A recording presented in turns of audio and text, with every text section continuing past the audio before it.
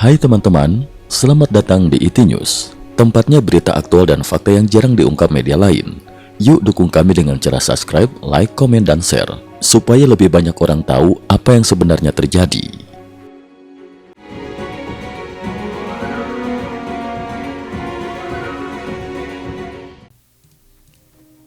Salam pemirsa, 21 Juli 2026.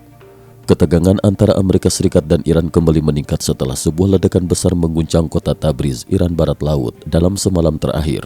Peristiwa tersebut terjadi ketika berbagai laporan menyebut Washington tengah menyusun opsi operasi militer yang jauh lebih luas terhadap Iran, termasuk kemungkinan operasi darat yang sebelumnya dianggap sebagai pilihan paling ekstrim. Di saat yang sama, Iran juga menghadapi tekanan berat dari dalam negeri. Krisis ekonomi yang semakin memburuk, pelemahan nilai mata uang, meningkatnya inflasi, serta munculnya perpecahan di kalangan elit politik dinilai semakin memperlemah posisi pemerintah di Teheran. Kombinasi antara tekanan militer dari luar dan krisis domestik tersebut membuat banyak pengamat mulai mempertanyakan apakah kawasan Timur Tengah sedang bergerak menuju konflik berskala lebih besar. Ledakan dahsyat guncang kota Tabriz. Pada 21 Juli 2026, sejumlah laporan menyebutkan bahwa kota Tabriz, salah satu pusat industri dan militer terpenting di wilayah barat laut Iran, diguncang suara ledakan keras yang terdengar di berbagai penjuru kota. Hingga laporan ini disusun, otoritas Iran belum memberikan penjelasan resmi mengenai penyebab ledakan tersebut. Namun insiden itu langsung memicu berbagai spekulasi, karena terjadi di tengah meningkatnya eskalasi konflik antara Amerika Serikat dan Iran.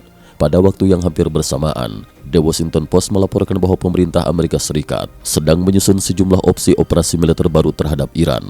Menurut laporan tersebut, para perencana militer di Washington tidak hanya membahas serangan udara lanjutan, tetapi juga mulai mempertimbangkan kemungkinan operasi yang jauh lebih besar, termasuk opsi pengerahan pasukan darat apabila situasi berkembang ke arah perang terbuka. Perkembangan ini memunculkan pertanyaan besar di kalangan analis pertahanan. Apakah Amerika Serikat benar-benar sedang mempersiapkan invasi barat ke Iran? Mantan Navy SEAL, dua pulau ini harus dikuasai jika Amerika ingin menginvasi Iran. Menanggapi berbagai spekulasi tersebut, mantan anggota pasukan khusus Angkatan Laut Amerika Serikat, US Navy SEAL, Bracken, memberikan analisis dalam sebuah wawancara bersama pembawa acara Mario Naval di platform X. Menurut Bracken, apabila Washington benar-benar memutuskan melakukan invasi darat ke Iran, terdapat dua wilayah strategis yang hampir pasti harus dikuasai terlebih dahulu. Kedua wilayah tersebut adalah Pulau Kark, Pulau Qesem. Menurutnya, tanpa menguasai kedua pulau itu, operasi militer skala besar terhadap Iran akan menghadapi risiko yang sangat tinggi. Pulau Kark dinilai menjadi kunci pertama operasi militer. Bracken menjelaskan bahwa Pulau Kark merupakan salah satu aset strategis Iran yang memiliki nilai militer dan ekonomi sangat besar. Ia membandingkan pentingnya Pulau Kark dengan Pulau Iwo Jima dalam Perang Dunia II. Saat Amerika Serikat merebut Iwo Jima pada tahun 1945, Angkatan Laut AS terlebih dahulu membombardir pulau tersebut selama berminggu-minggu menggunakan kapal perang. Setelah pemboman besar-besaran itu, sekitar 70.000 personel marinir Amerika diterjunkan untuk melakukan pendaratan. Meski didukung kekuatan udara dan laut yang luar biasa, operasi tersebut tetap menjadi salah satu pertempuran paling berdarah dalam sejarah militer Amerika. Menurut Bracken, Amerika harus menanggung korban yang sangat besar berupa ribuan personel tewas maupun terluka sebelum akhirnya berhasil menguasai pulau tersebut. Pengalaman sejarah itu, menurutnya, menunjukkan bahwa operasi pendaratan terhadap pulau yang telah dipersiapkan sebagai benteng pertahanan akan selalu membutuhkan biaya militer yang sangat tinggi. Pulau Qesem disebut jauh lebih sulit direbut. Selain Pulau Kark, Bracken juga menilai Pulau Qesem merupakan sasaran yang jauh lebih sulit. Pulau terbesar di Teluk Persia tersebut bahkan memiliki luas wilayah yang melebihi Pulau Okinawa di Jepang. Sebagai perbandingan, pertempuran Okinawa pada tahun 1945 berlangsung hampir 3 bulan dan menjadi salah satu operasi amfibi terbesar sepanjang Perang Dunia II. Pertempuran itu menelan korban yang sangat besar di kedua belah pihak. Menurut Bracken, apabila dibandingkan dengan Jepang pada masa Perang Dunia II, Iran saat ini justru dinilai jauh lebih siap menghadapi kemungkinan invasi. Jaringan kota rudal Iran dinilai menjadi hambatan terbesar. Selama puluhan tahun terakhir, Iran diketahui membangun jaringan fasilitas bawah tanah berskala besar yang dikenal sebagai kota rudal, missile cities. Kompleks pertahanan tersebut terdiri atas jaringan terowongan panjang yang digunakan untuk menyimpan rudal balistik, rudal jelajah, drone tempur, kendaraan peluncur, hingga berbagai fasilitas komando dan logistik militer. Menurut Brecken, jaringan bawah tanah ini memberikan keuntungan strategis karena memungkinkan Iran mempertahankan kemampuan militernya meskipun menghadapi serangan udara besar-besaran. Ia juga menyoroti kemampuan rudal Iran yang telah menggunakan teknologi Multiple Independently Targetable Reentry Vehicle (MIRV). Teknologi tersebut memungkinkan satu rudal membawa beberapa hulu ledak yang dapat berpisah setelah memasuki fase akhir penerbangan. Dengan sistem seperti itu, satu rudal mampu menyerang beberapa sasaran berbeda secara bersamaan, sehingga meningkatkan efektivitas serangan terhadap pangkalan udara, instalasi militer, maupun armada laut lawan. Perang di Teluk Persia berpotensi menghancurkan infrastruktur selama puluhan tahun. Brecken juga memperingatkan bahwa apabila perang besar benar-benar pecah di kawasan Teluk Persia, dampaknya tidak hanya terbatas pada sektor militer.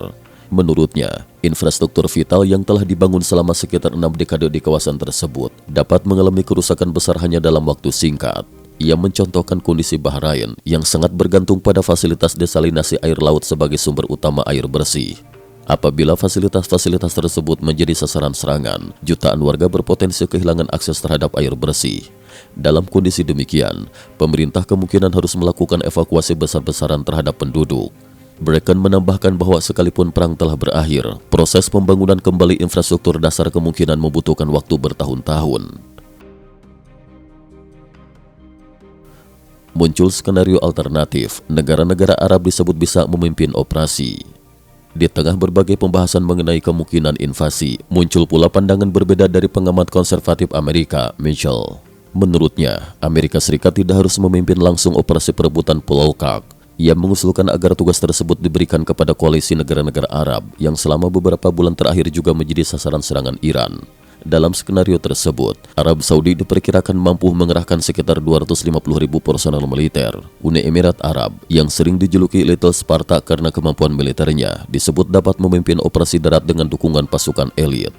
Sementara itu, Amerika Serikat cukup memberikan dukungan berupa superioritas udara, perlindungan intelijen, pengintaian, serta serangan presisi terhadap sasaran strategis Iran. Menurut Mitchell, siapapun yang nantinya menguasai Pulau Kak akan memperoleh keuntungan strategis besar apabila konflik berkembang menjadi operasi militer yang lebih luas. Tekanan internal Iran disebut semakin berat. Di tengah meningkatnya ancaman dari luar, Iran juga menghadapi tekanan yang semakin besar dari dalam negeri. Menteri Luar Negeri Amerika Serikat, Marco Rubio, menyatakan bahwa kondisi ekonomi Iran saat ini berada dalam situasi yang sangat berat. Rubio menyebut tingkat inflasi di Iran telah mencapai sekitar 300%. Meskipun angka tersebut berbeda dengan berbagai estimasi lembaga ekonomi internasional. Menurutnya, tekanan ekonomi tersebut menyebabkan pemerintah Iran mengalami kesulitan serius dalam menjaga stabilitas fiskal, termasuk memenuhi kewajiban pembayaran gaji aparatur negara. Laporan dari sejumlah kelompok oposisi Iran di pengasingan juga menggambarkan kondisi yang serupa. Mereka menilai kemampuan pemerintah Teheran dalam mempertahankan stabilitas nasional terus mengalami penurunan. Nilai real terus melemah, demonstrasi meluas. Tekanan ekonomi juga terlihat dari terus melemahnya nilai tukar mata uang Iran. Menurut berbagai laporan yang beredar pada pertengahan Juli 2026, nilai real Iran kembali terpuruk hingga mencapai titik terendah terhadap dolar Amerika Serikat. Di berbagai kota, tekanan ekonomi memicu munculnya aksi demonstrasi. Salah satu aksi terjadi di kota Ahvaz, ketika para pensiunan turun ke jalan meskipun cuaca berada pada suhu yang sangat tinggi. Dalam aksi tersebut mereka meneriakan slogan, "Kami membeli kebutuhan hidup dengan harga dolar, tetapi gaji kami dibayar menggunakan real." Kalimat tersebut mencerminkan semakin beratnya beban hidup masyarakat akibat melemahnya nilai mata uang serta meningkatnya harga kebutuhan pokok. Presiden Iran Masoud Pezeshkian sendiri sebelumnya juga mengakui bahwa persoalan ekonomi merupakan tantangan terbesar pemerintahannya. Ia memperingatkan bahwa apabila masalah kesejahteraan masyarakat tidak segera diatasi, Iran berpotensi menghadapi krisis sosial yang lebih serius. Perpecahan elit politik Iran semakin terbuka. Selain tekanan ekonomi, dinamika politik internal Iran juga menunjukkan tanda-tanda meningkatnya perpecahan. Dalam sejumlah khutbah salat Jumat pada pekan ini, beberapa ulama yang dikenal berhaluan garis keras secara terbuka mengkritik pejabat pemerintah. Mereka menuduh sebagian elit politik mulai menunjukkan sikap yang dianggap terlalu lunak terhadap tekanan dari negara-negara barat. Di sisi lain, Asosiasi Pengajar Hauza Ilmiah Qom justru melontarkan kritik terhadap kelompok penguasa yang dinilai terlalu mengedepankan pendekatan militer dan terus membawa Iran menuju konflik berkepanjangan. Salah seorang penasehat pemerintah Iran bahkan mengungkapkan kekhawatirannya terhadap kondisi negara. Menurutnya, strategi tekanan yang diterapkan Amerika Serikat secara perlahan berhasil menempatkan Iran dalam situasi yang semakin sulit. Ia mengibaratkan kondisi tersebut seperti seekor katak direbus dalam air hangat. Pada awalnya perubahan suhu hampir tidak terasa, namun ketika air mulai mendidih, semuanya sudah terlambat untuk menyelamatkan diri. Situasi masih sangat dinamis. Hingga 21 Juli 2026, belum ada konfirmasi resmi bahwa Amerika Serikat telah memutuskan untuk melaksanakan operasi darat terhadap Iran. Berbagai laporan yang beredar masih menunjukkan bahwa sejumlah opsi militer sedang dibahas di tingkat perencanaan dan belum menjadi keputusan akhir. Sementara itu, ledakan di Tabriz, tekanan ekonomi yang semakin berat, serta meningkatnya perbedaan pandangan di kalangan elit politik Iran, menunjukkan bahwa situasi di negara tersebut masih sangat dinamis. Perkembangan dalam beberapa hari ke depan diperkirakan akan menjadi penentu apakah krisis ini dapat diredahkan melalui jalur diplomasi atau justru berkembang menjadi konflik berskala lebih luas di kawasan Timur Tengah. Cukup sekian dulu, terima kasih atas perhatiannya. IT News juga memiliki channel di platform kancing.com. Mohon kunjungan dan bantu subscribe agar bisa mengikuti perkembangan dunia tanpa batas. Terima kasih. Link kancing ada di dalam description.